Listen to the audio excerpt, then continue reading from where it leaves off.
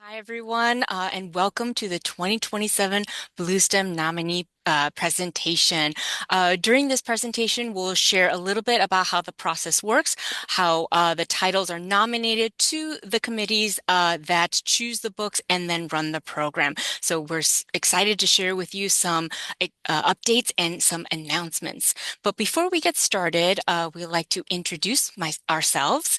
My name is Christine Huang. I'm a youth and school services librarian at the Vernon Area Public Library, and I am the current Bluestem Committee Chair. And if my other steering committee members can introduce themselves, Jessica, if we can start with you. Hi, everyone. My name is Jessica Tarnowski, and I am the Youth Service Librarian at the Bartlett Public Library, and I am the incoming Bluestem Committee Chair. I'll go Mindy? next. Good morning, everybody. My name is Mindy Jackson. I am the school liaison librarian at the Plainfield Area Public Library, and I am the one of the reading co-chairs for the reading committee. Hi, everyone. I'm Valerie Zulovic. I am the Youth and Teen Services Manager at the Tinley Park Public Library. I am the other Readers Committee co-chair. And we're so excited to welcome you and introduce you to the 2027 Bluestem nominees. But before we get started, we want to share a little bit about the Bluestem process with you. And the Bluestem process cannot start without books that are nominated by you, the readers. And so how to nominate a book is if you go to the IL website at il.org/Bluestem. If you read a book and you think it is perfect to be nominated for the Bluestem Award, please fill in the necessary information on the nomination form, which is going to be on the right side column. And you'll see on the slide there, you click on the nomination form and fill out all the information that is needed. We are still taking nominations for the 2028 list until May 1st. Any nominations that are coming after that will be put on the 2029 list. And so we are looking for fabulous books to be added to this list. Any reader can nominate a book, whether it be a teacher, a principal, a librarian, and or a student. Teachers and grown-ups, you can nominate books on behalf of your students. It is a pretty easy process, but please do keep in mind the criteria on the next page. All of the books nominated must meet each one of these criterias. And so here is a list of criterias that the book must meet in order to be eligible to be nominated for the Bluestem. We have the first three are the most important, which are the nominator must have read the book. Second is the book must be in print at the time of nomination because in years prior, we have had books that were not in print and it was difficult for schools and libraries to get a copy in order for their students and children to read in order to nominate for the book. And thirdly, books must be of interest and appeal to students in grades 3 through 5. Bluestem Awards focuses on grades 3 through 5 because you may have noticed we have other Readers' Choice Awards like the Monarch or the Caudle. Monarch, you may have noticed, focuses on kindergarten through 3rd grade, and Caudle focuses on 4th through 8th grade. However, we found that many of the 3rd through 5th graders do not have enough titles to read in either of these categories, and so Bluestem was created in order to focus mainly on those grades.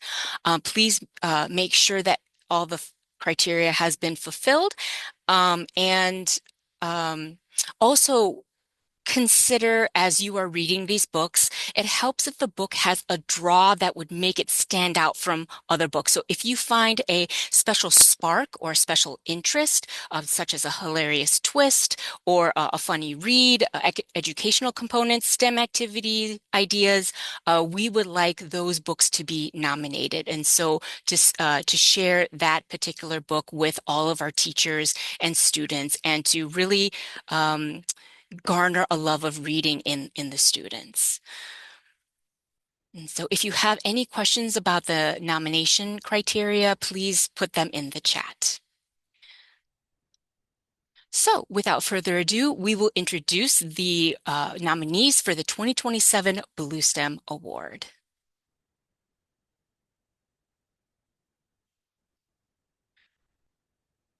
Oh, Valerie, you're muted.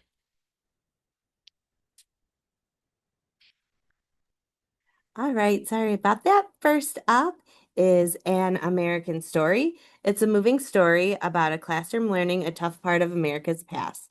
As the teacher explains how people were taken from their homes and forced into slavery, the students ask brave and thoughtful questions, questions that help them understand not just what happened, but why it matters today.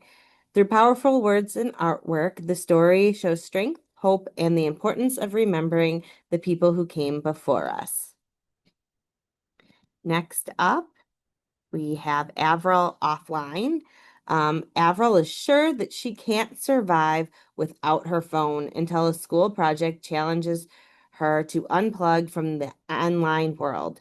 At first, everything feels awkward and confusing. How is she supposed to keep in touch with friends or know what's going on? But as the days pass, she starts noticing things she had never paid attention to before and has real conversations, real feelings, and real life adventures she did not expect. And just when she thinks she knows what to expect from her offline experiment, something happens that might change everything. Next up is Call Me Roberto. Clemente goes to bat for Latinos. This is an illustrated biography that follows the life and early career of the baseball star Roberto Clemente. Although he faced many challenges due to discrimination and segregation in the 1950s, he did not let this affect his performance on the field.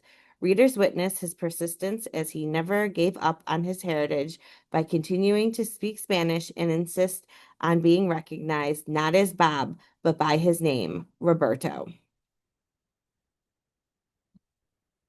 Next up is Eyes on the Ice.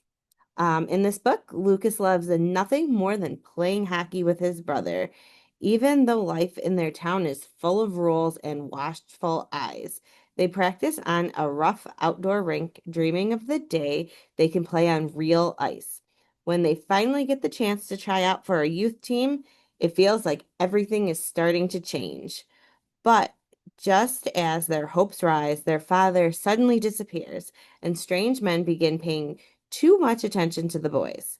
Lucas soon realizes that every choice he makes on and off the ice could affect the people he cares about most. As tensions rise, Lucas is pulled into a situation where every decision feels risky and nothing is as simple as it seems. The Girl and the Robot. When a curious girl stumbles upon a mysterious robot hidden away from the world, she can't resist trying to bring it back to life. Each clue she uncovers pulls her deeper into a puzzle filled with secrets, surprises, and questions she's not sure she's ready to answer. As the robot slowly awakens, strange things begin to happen. Things that make her wonder who she can trust and what she's really discovered. Next, we have The Iguanodon's Horn, how artists and scientists put a dinosaur back together again and again and again. Imagine finding giant bones buried in the ground and trying to guess what kind of creature they came from. Early scientists did exactly that, and their guesses about this dinosaur were often wildly wrong. Some thought a pointy bone was a horn on its nose, while others placed it in a completely different spot. As more fossils were discovered, artists and scientists kept redrawing the dinosaur, each time believing they'd finally had it right. This true story shows how ideas change as new clues appear and how science is a process of trying, learning, and trying again. It invites readers to explore how one dinosaur was pieced together again and again through curiosity, creativity, and discovery. Leva at Last. Leva Spacey is a young girl who has spent her whole life stuck inside her house because her parents don't want anyone to know she exists. More than anything, Leva wants to learn about the world and figure out what she's actually good at. When she finally sneaks out, she discovers a library, new friends, and people who treat her with kindness. She loves reading and helping others, and she begins to see new possibilities she never imagined. But the more she learns about her town, the more she realizes her parents have been hiding something big. And now she can't help wonder what will happen when she decides to uncover the truth. Next, we have Lola Reyes is so not worried. Lola Reyes is a girl who tries to stay calm, even when things around her feel a little out of control. Lately, though, her family has been acting strange. Her mom is stressed, her dad is distracted, and her little brother keeps asking questions no one wants to answer. Lola tells everyone she's not worried, but she can't shake the feeling that something big is going on. She wants things to stay the same, especially at school, where she has her best friend and her routines.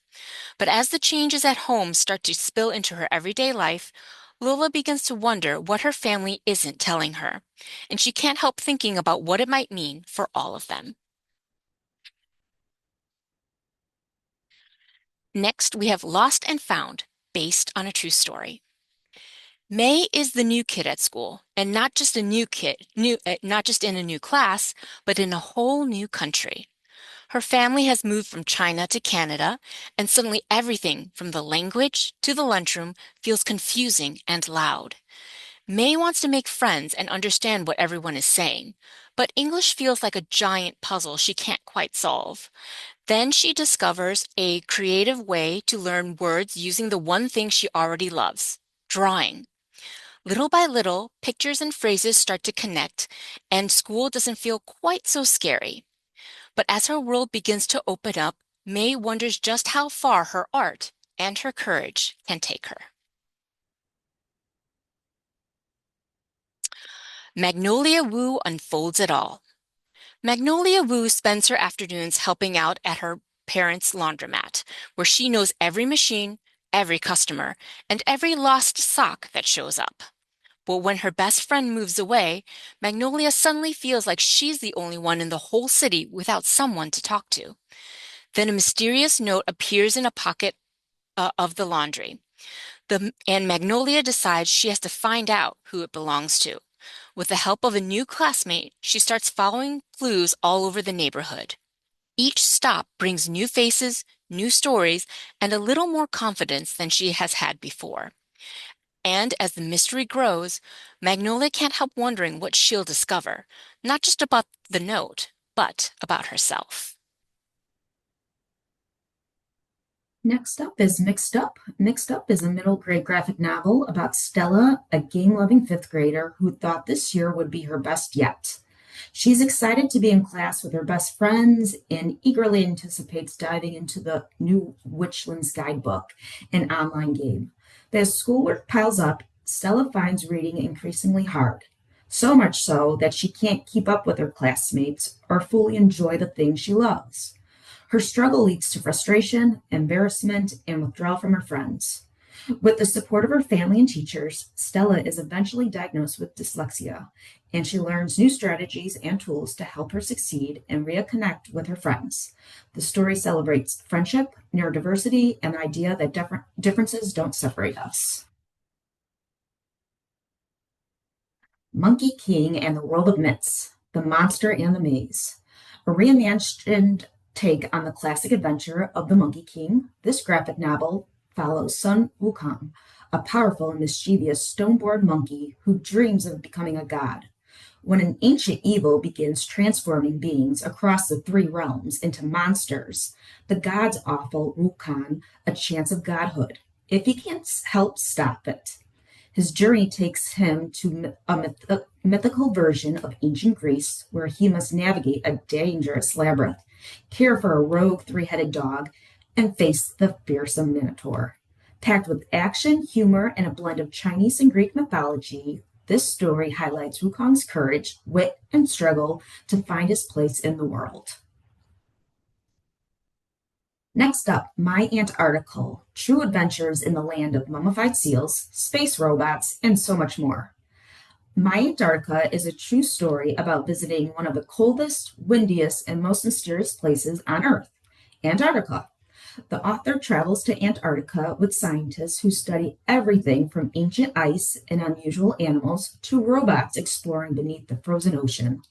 Along the way, we learn about mummified seals that have been preserved in the icy air for hundreds of years, enormous glaciers, penguins, and what it's really like to live and work in a place where temperature can drop far below zero.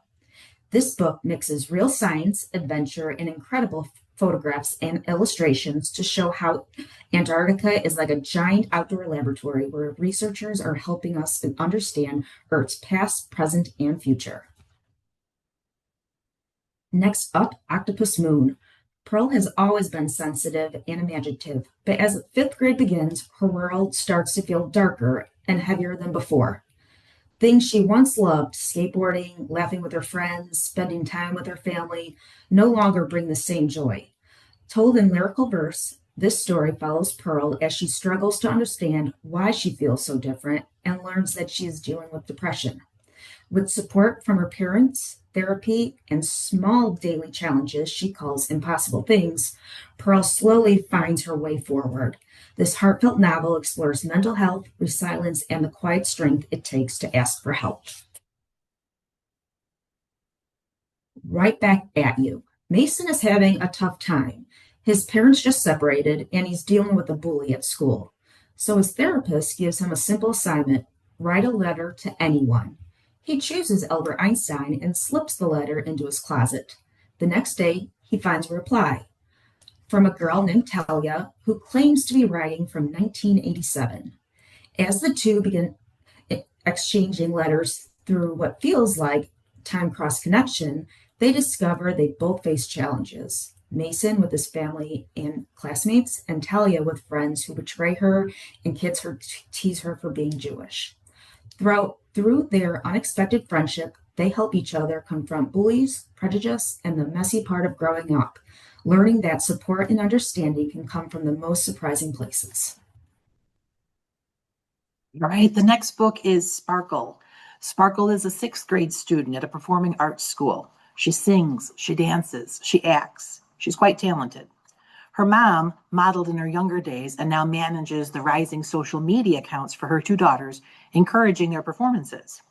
Sparkle revels in the attention until something happens that has her feeling more shy. It started with a quarter-sized bald spot near one ear, and then more bulbs appeared, and her eyelashes started to fall out one by one, and then her eyebrows did too. The doctor told Sparkle she has alopecia, and only time would tell if she lost some of her hair or all of her hair, and only time would tell if her hair would ever grow back. So how will hair loss affect Sparkle's performance in the school play? How will it affect her social media sponsorships? How will it affect her friendships? How will she handle this new twist in her life? The next book is Speechless. Mira is attending middle school, and she has set one goal for herself: to speak in school. Her elementary school, she never spoke. Her best friend at the time, Chloe, became her voice. And eventually, Chloe turned on Mira and didn't want to be her friend anymore. So when Mira finds herself unable to speak up on the first day of middle school, it's Chloe who tells the new teachers that Mira can't speak. And Mira thinks that Chloe is the enemy, but that doesn't make it true. A strange thing happened in Cherry Hall. An untitled painting goes missing from the Penelope L. Brooks Museum, and it's the painting of a young girl with eyes that seem to follow the viewer. And the news of the stolen painting has more people coming to visit the museum than there has been in quite a long time. The stolen painting brought renewed interest in the museum, but it's bad news for the museum employees. Several of them are now suspects in the theft, including Rami's mom, the cleaning lady at the museum. So this story is a whodunit. It's a mystery waiting to be solved. Next one is The Undead Fox of Deadwood Forest. Deadwood Forest is in the perpetual season of autumn. In the heart of the forest sits a cabin with a warm fire and a cup of tea waiting for visitors. When visitors arrive at the door, confused, dazed, and thirsty, they are met with the creature that will see them through to the next part of their journey. They will meet Claire, the undead fox of Deadwood Forest. Claire is an usher. It's the job of an usher to see the newly dead creatures to its place in the afterlife, of which there are 4 realms: peace, pleasure, progress, and pain. Claire has ushered many creatures into their place in the afterlife. But what will happen when it's Claire's time to go? All right, the last book is The Very, Very Far North, book 1. So this is a story of a group of polar animals that are about to become acquainted in the very, very far north. Dwayne, the polar bear, is the main character, and he is so polite. He encounters a scientific owl who has taken over a shipwreck, a very self-absorbed musk ox with a definite hair care regime, an Arctic hare who loves mischief, and other animals too. Dwayne wants to bring all his new friends together so that they can all be friends with each other. That is proving harder than he thought, given the rules of politeness and the shyness of certain creatures. But Dwayne, the polite polar bear, is willing to try.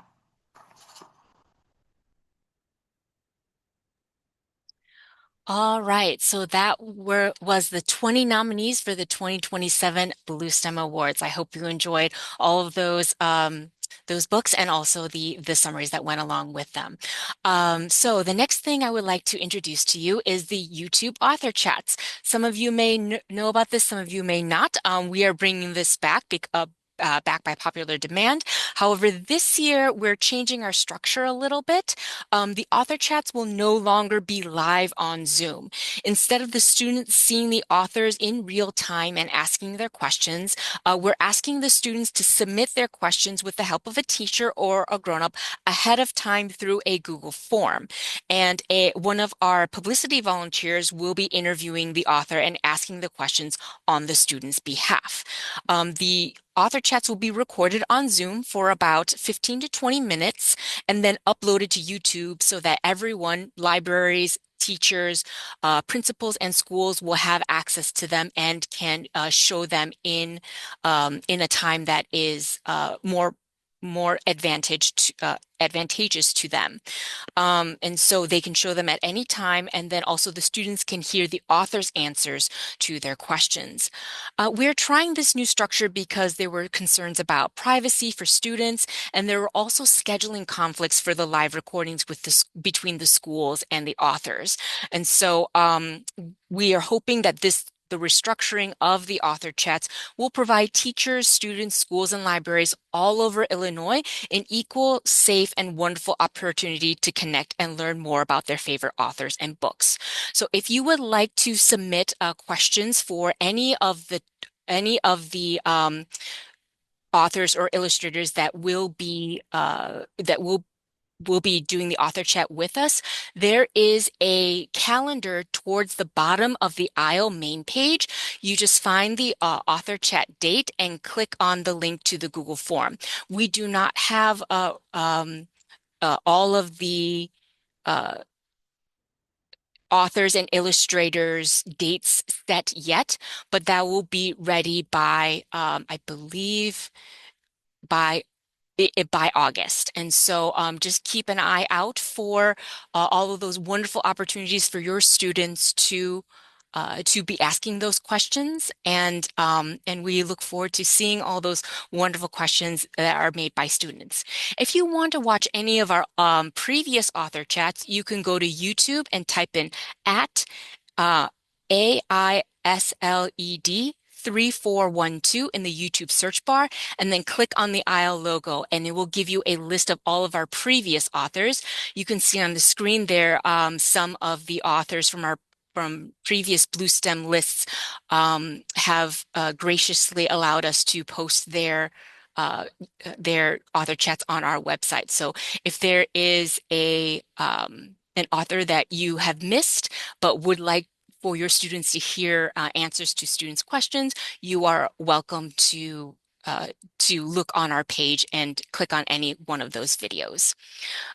So how it will work is 1 week before the scheduled author chat, a volunteer will sort and organize the questions. So please make sure that you get your questions submitted by then. And then the volunteer will ask the questions, and then we will be able to post them for the students. So we hope you and your students can enjoy this exciting new format. I'll now walk you through the Bluestem voting participation requirements and highlight the key steps to get started. First, register on the website by January 15th, 2027. There is a $10 fee, which provides access to program resources and voting. We'll cover those resources in more detail in the upcoming slides. They're released in August. If you haven't received them, simply reach out via email. Next, make sure students have access to at least 12 of the 20 books on the master list, so they have options in what they read. To be eligible to vote, students only need to read or hear at least 4 titles.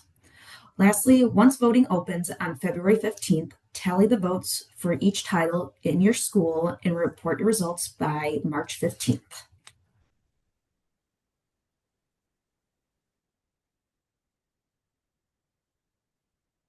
Sorry, that's me.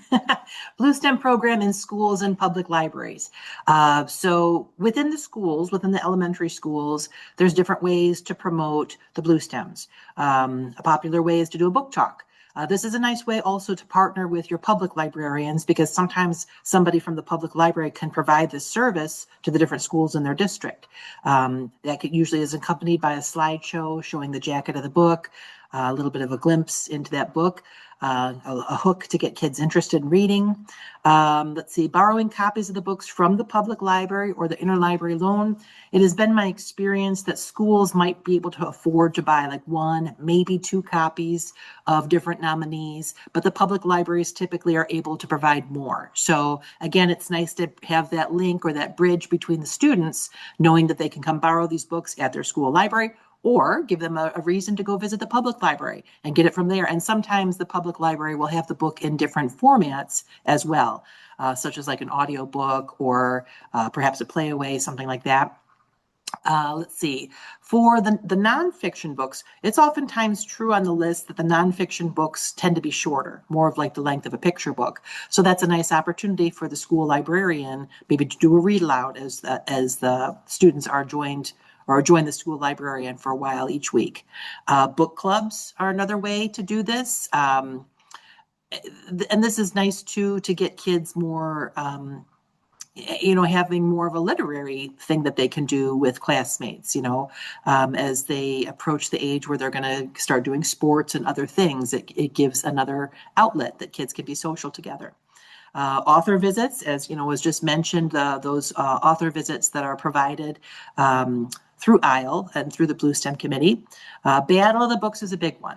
Oftentimes for 4th and 5th grade, where I live and work, it's the 4th and 5th graders that would be able to use these Bluestem nominees as their Battle of the Books books. So it's another way that a lot of kids will get very intimate knowledge of a few certain books and happily compete with those. Putting displays, even if it's as simple as a poster, on the door of your school library. But often displaying the books together is even better. The school libraries that I've visited, they have the Monarchs, the Rebecca Caudles, and the Bluestems all together on one particular bookshelf, so that the kids know right where to go looking for them. And then schools also could run the voting. They could become voting places to join other schools statewide in choosing which one is going to be the next upcoming Bluestem Book of the Year. So that's always very exciting. At the public libraries, there are some of these things that are similar. We, of course, can do displays at public libraries as well. And this does help when a student's coming in, because they have a list in their hand of, these 20 particular nominees that they can go find them all in like one spot together. The public libraries typically provide multiple copies of the books or have advantage of having ebooks as well, audiobooks, playaways, etc. If the Bluestem nominee is maybe the first book in a series, then it's a nice way to then say, well, if you like this book, there's other books in this series, and then we get the benefit of introducing kids to possibly a new series of books that they really like. Again, book talks could be something that happens at the public libraries, book clubs rather too as well. I know where my role at the public library is that I'm able to go and book talk these books at the area school. So it's a nice bridge when schools can do that with their local public library to kind of entice kids to go visit the public library even beyond their school years. Themed programs based on the books is something that the public libraries can offer, as well as author visits or YouTube chats. The public libraries can also become a voting place for the Bluestems, the Monarchs, the Rebecca Caudle books, etc. And that gives students that maybe are homeschooled a chance to be involved in that as well.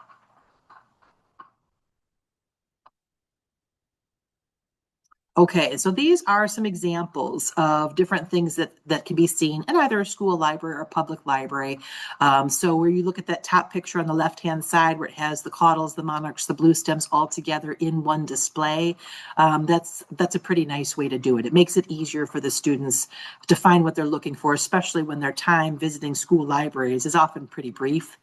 You can use QR codes for scannable links to these lists. Descriptions of the list. Okay, so let's see.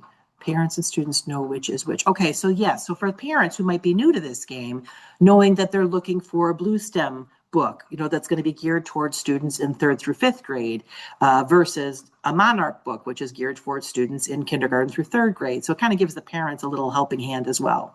And if your library does offer the books in a different format, such as the ebooks or the playaways or whatnot, you would want to include that maybe in your display as well, or at least the knowledge that they could be found in another area of the library.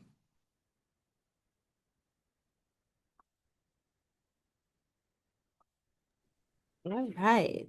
So, what is included in the resources when you register? So you do get a Google slide presentation, so you do not have to create your own. With an annotated list of all the nominees, you have the book cover images, a voting form, bookmarks, battle the books questions, those come in handy, and a first line of each nominees. You also get these curriculum guides for each nominee. I love to use these personally for book club. So I'm not searching for read-alikes. There's a lot of STEM tie-ins. There's discussion questions right there for you. Um, and then there's some pairings for nonfiction, graphic novel, and fiction. So you can expand a little bit off of the books that are on the list. And then my favorite, so I don't have to go searching in YouTube, are the book trailer links. Those are already vetted for you. So you're not searching through a whole bunch of them and scrolling through. Right now, the 2025 resources are available right open on the Bluestem website or on the IL page and IL award page. And then the 2026 should be available on that page upcoming in August, we said, I believe.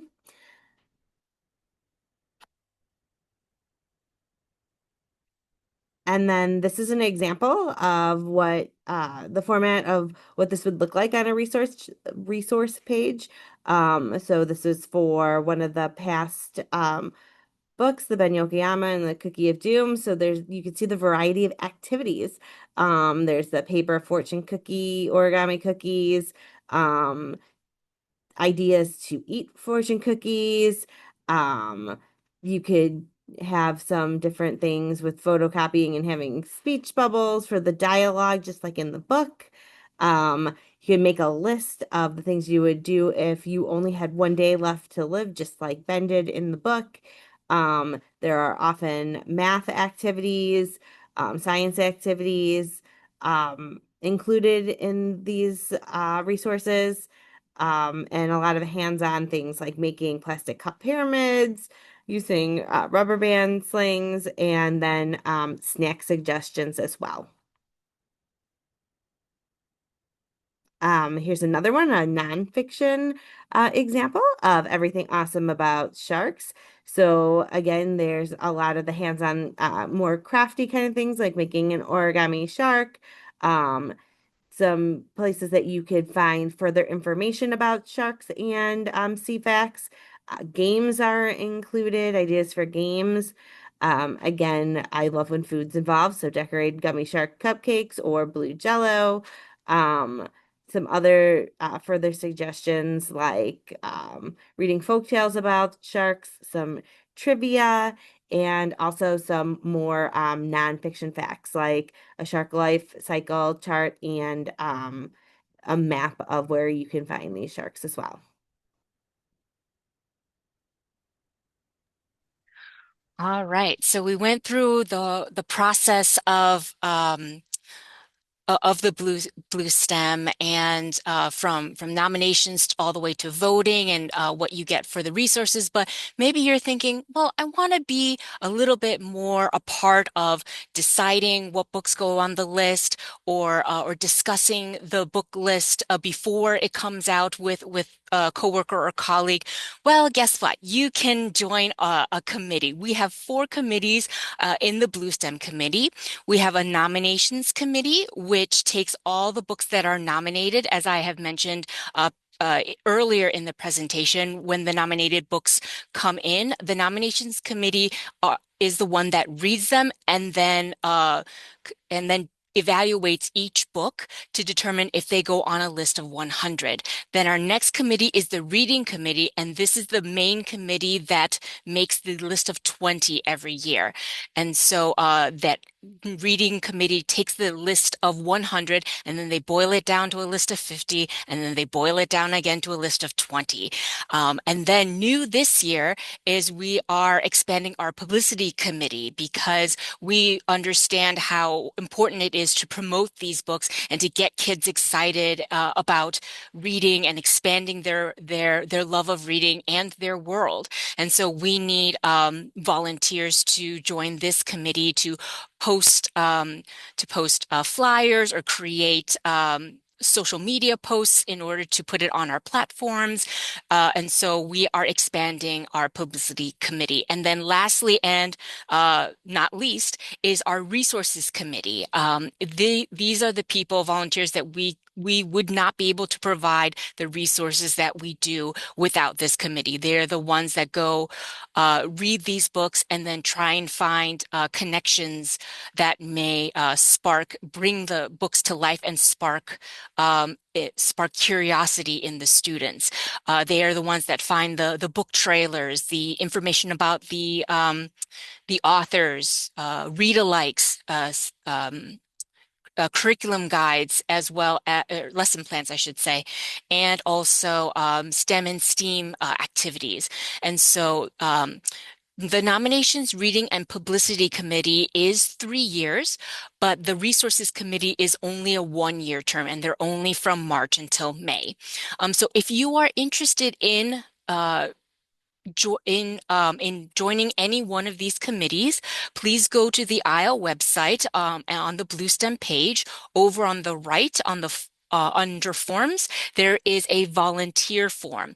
If you just want to volunteer for the Nominations, Reading, Publicity, and Resources committees, please fill out the volunteer form. If you would like to take it a step further and want to be in charge or try and be in charge of any one of these committees, you can fill out the volunteer form for the steering committee. That is the committee that all 4 of us are on. You can either be a co-chair or possibly be the next chair of the Bluestem committee. We are always looking for volunteers for any one of these committees, whether it's steering, whether it's regular. And so please fill out the forms. If you do need a professional development credit, it is given upon the completion of the meeting or the assignment. And so that's another little perk. And as well as if you are on these committees, you might get a sneak peek of the next year's Bluestem list before anyone else does. And so you can have that little secret to yourself before the list is officially announced in March. Um, So if you are at all interested, we encourage you to sign up. In case you are not chosen for any of these committees, um, in that particular year, please do not worry. We do keep your name on the list for 3 years, and we're constantly rotating people out when they finish their term, when their 3-year term or their 1-year term. So we are constantly in need of volunteers.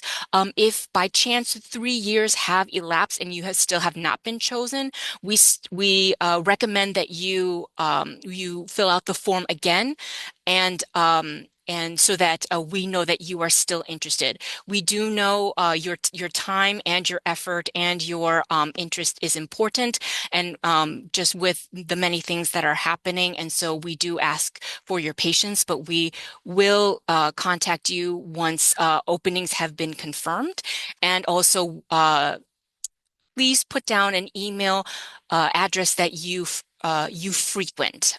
So if you do not log into your school email over the summer, we would recommend that you put in a personal email so that we can get in touch with you, so that you can respond back to us, and then we can uh, start your career path in Bluestem. So please do consider joining us. This is a wonderful committee, a wonderful award and we will be happy if you come on board and continue this legacy. All right. Lastly, if you have any questions, feel free to put it in the chat below. But in case after this webinar is over, you still have questions or want more information, please contact us at bluestem@il.org. That is our email address. We also have several platforms that you can contact us. We are still trying to build up our publicity committee, so please do be patient with us and excuse our dust as we are trying to vamp up our social media presence. We have a X account, we have an Instagram account, and we also have a Blue Sky account. And so if you contact us on any one of those platforms, our publicity committee should get back to you. If not, email is the surest way to contact us, as we check on that regularly. All right, that is the end of our introduction to the 2027 Bluestem Award. Thank you so much for being here with us. Again, if you have any questions, please put them in the chat or contact us at Bluestem on the Bluestem email. Thank you so much for your time and have a wonderful day.